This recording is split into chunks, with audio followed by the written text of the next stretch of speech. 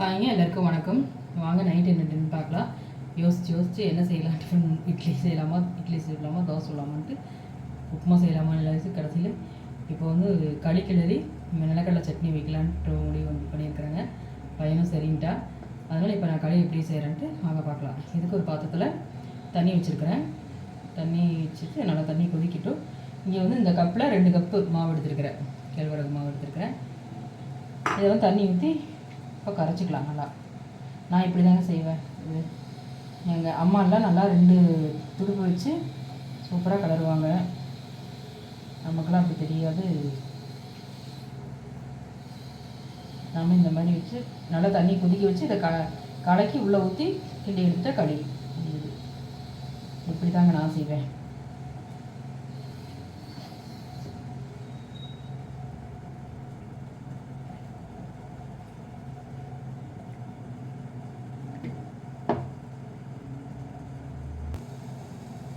இப்போ தண்ணி நல்லா கொதிக்குது.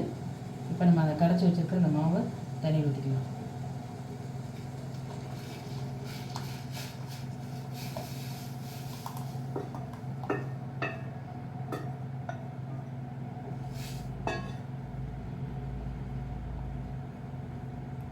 தண்ணியில் கொஞ்சம் உப்பு சேர்த்துக்கணும். அப்போ தான் களி கொஞ்சம் டேஸ்ட்டாக இருக்கும்.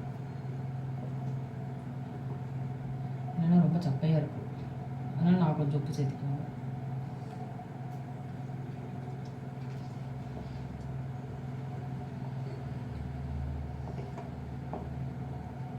இப்படி கிண்டிகிட்டே இருக்கணும். இப்படி கெட்டி போட்டு வரும்.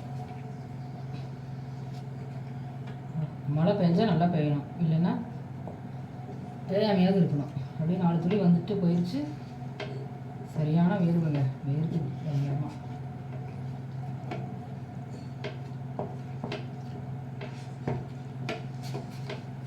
அடுப்பு கொஞ்சம் கம்மி பண்ணிக்கலாம்.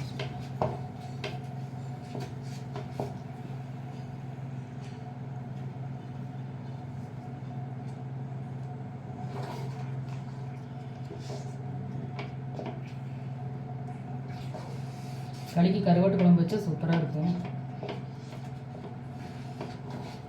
இப்போ எனக்குள்ள சட்னியே வச்சுக்கலான்னு முடிவு பண்ணிட்டேன்.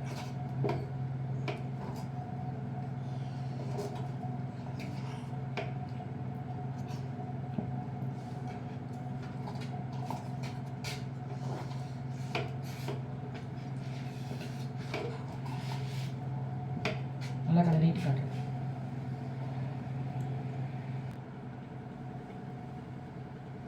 அடுப்பை ஆஃப் பண்ணிவிட்டு இந்த குண்டா எடுத்து கீழே வச்சு நல்லா இப்படி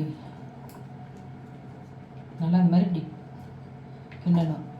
அப்போ தான் அது கட்டி இல்லாமல் இருக்கும்.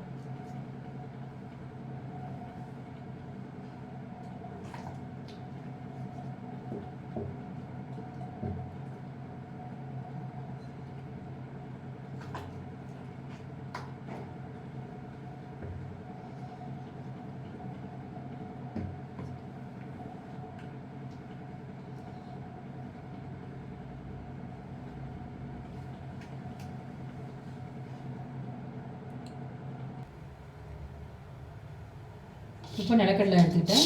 நிலக்கடலை வறுத்துக்கலாம். இதுக்கு தேவையான பொருள் நிலக்கடலை, கொஞ்சம் புளி, 4 வரமிளகாய், 1 பல்லு பூண்டு, சீரகம் 1 ஸ்பூன், உப்பு வந்து அரைக்கும் போது வச்சுக்கலாம். கருவேப்பிலையை அரைக்கும் போது போட்டுக்கலாம்.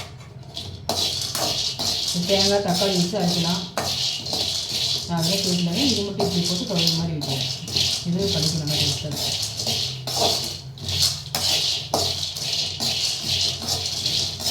நல்லா வறுத்துக்கலாம். வறுத்துட்டு தோல் எடுத்துக்கலாம்.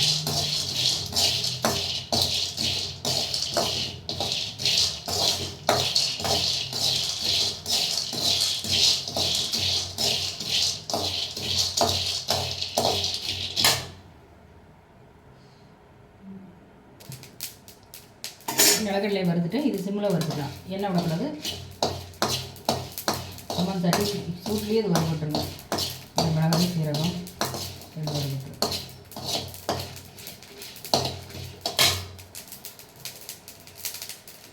இப்போ ஃபேன் போட்டு கடலை நல்லா சூட ஆரம்பிச்சுக்கலாம்.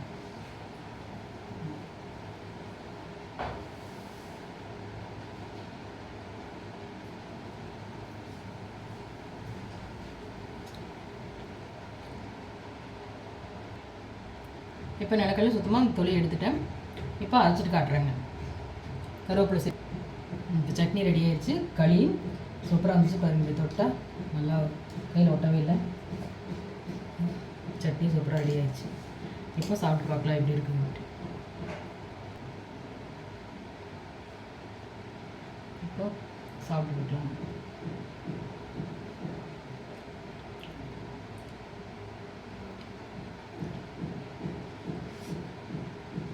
டேஸ்ட் சூப்பராக இருக்கும்.